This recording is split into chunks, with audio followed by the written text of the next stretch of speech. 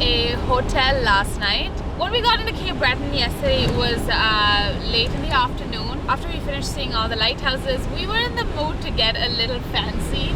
And I just realized that the last time we spent a night at a hotel was on my birthday in 2019. So it's been almost a whole year. We've gone almost a whole year without, going to a hotel. So that was kind of fun. It was like a little staycation, and we took this opportunity to give Kala a nice bath, especially because we found like a bunch of ticks on him. So this morning when we woke up, it was raining pretty bad. It's slowing down now. Since it is our last day and we have to, start heading home, we decided to skip the Cabot Trail section of Cape Breton and actually just head straight out of Cape Breton and onto the North Shore. We do want to do the Cabot Trail later in the fall, so it made sense for us to just come back at a later time. We're saving it for a better time, so that is the plan, and that'll be perfect because by the time we look at a couple of lighthouses over there and start making our way back home, it should be perfect. So yeah, let's go.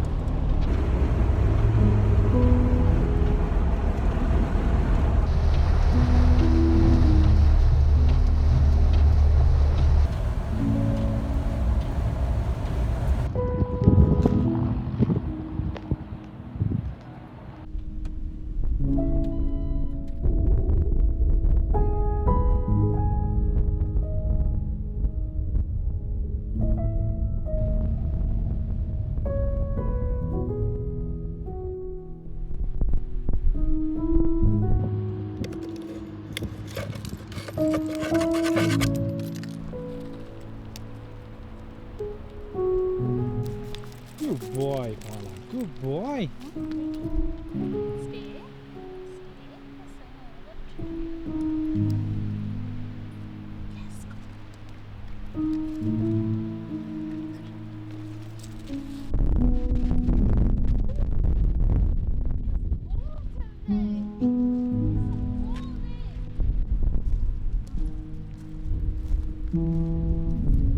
Yet another lighthouse with a view.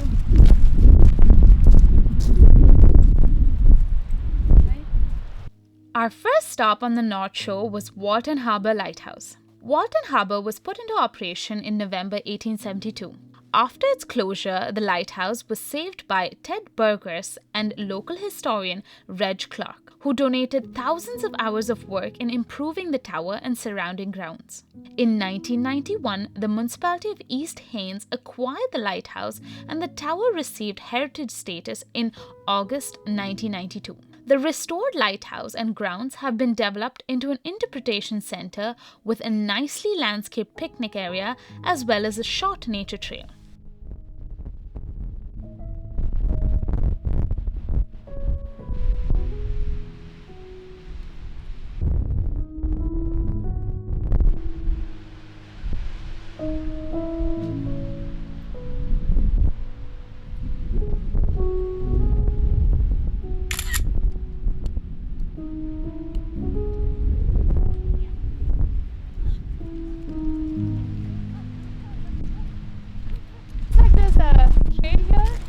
Off to like a look-off point, but we don't have enough time to do that.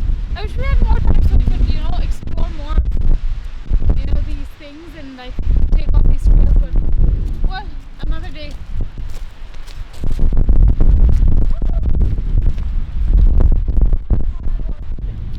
Drop it. Let's go.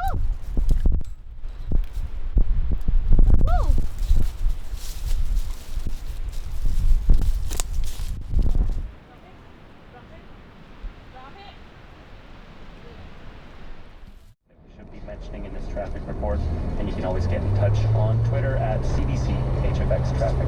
All right, Will, thanks so much for that. For those of you listening in Cape Breton, Wendy Bernfeld will be back with you after the news. I went to driving school, but I don't remember them ever teaching me this sign. What is that? The Loch Ness Monster? Beware. Blackrock Lighthouse was built in 1848. The tower was a square wooden building that served as both a light tower and keeper's home. The current light, which replaced the original lighthouse in 1967, is a wide cylindrical fiberglass tower 10.4 meters tall with 2 red horizontal bands and a flashing white light.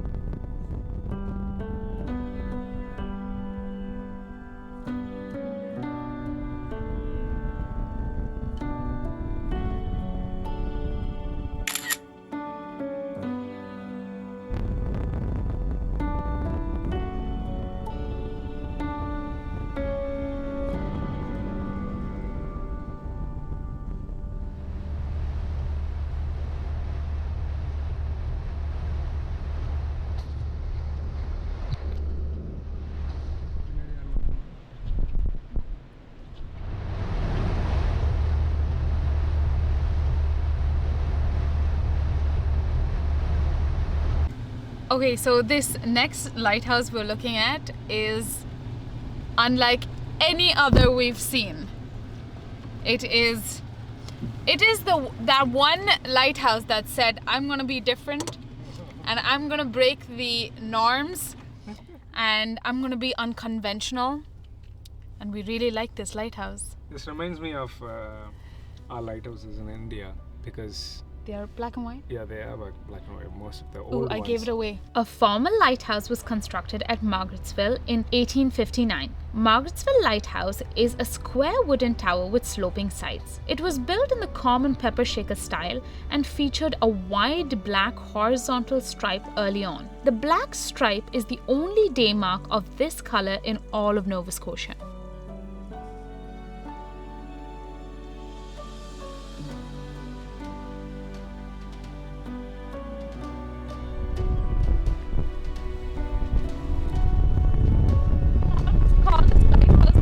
Sheep of the family.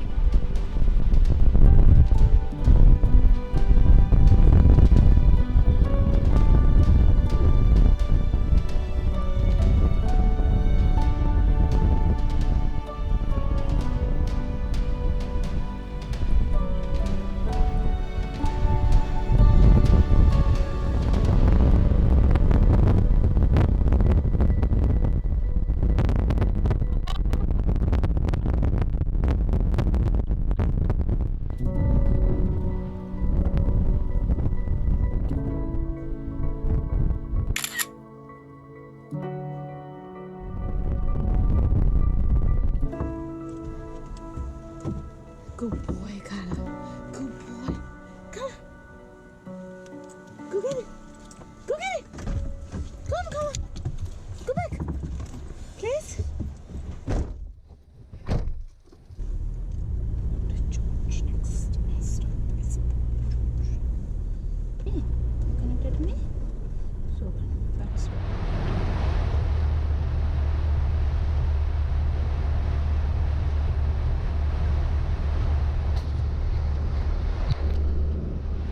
Okay, so the weather's getting quite intense.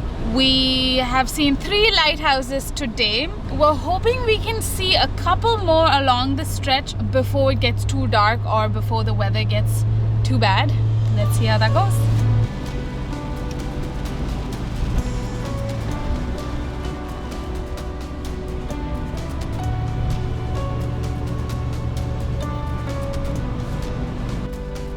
Well, we've been fooled. It says you have arrived, but that's our bad. We found it. It's over there. We're coming up to it now.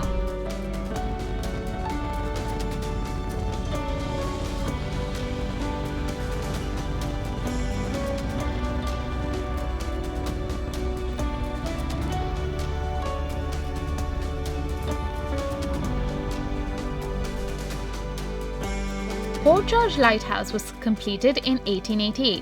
In 1931, the lighthouse was removed from the East Pier and placed on shore. Local residents donate their time to mow the grass around the lighthouse during summers and paint the tower every few years. The lighthouse is a tangible link to the community's past.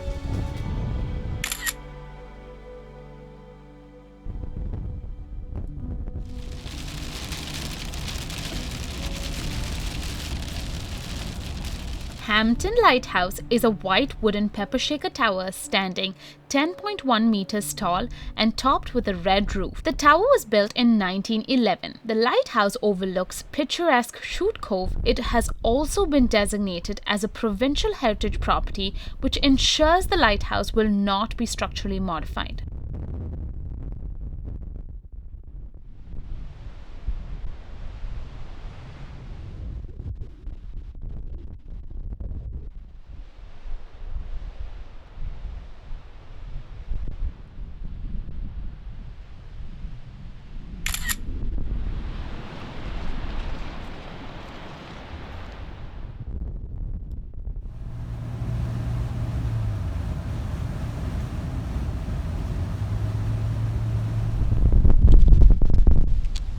What's this now?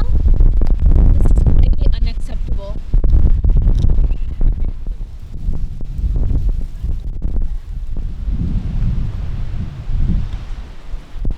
This is probably going to be our last lighthouse for the day and the series.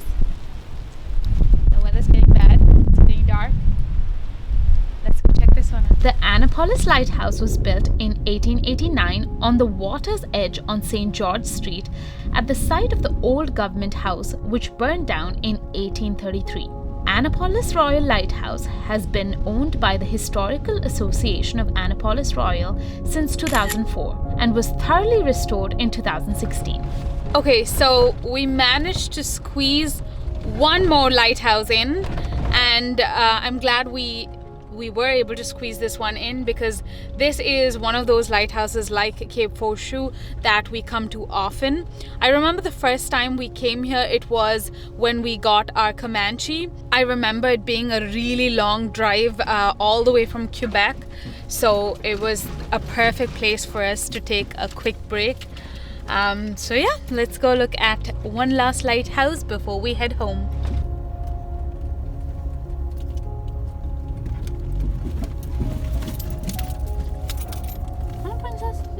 Gilberts Cove Lighthouse was constructed in 1904. The building consists of a square wooden dwelling painted white, with a square wooden lantern painted white rising from the middle of the cottage roof.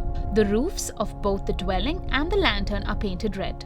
The building is 36 feet high from its base to the top of the ventilator on the lantern.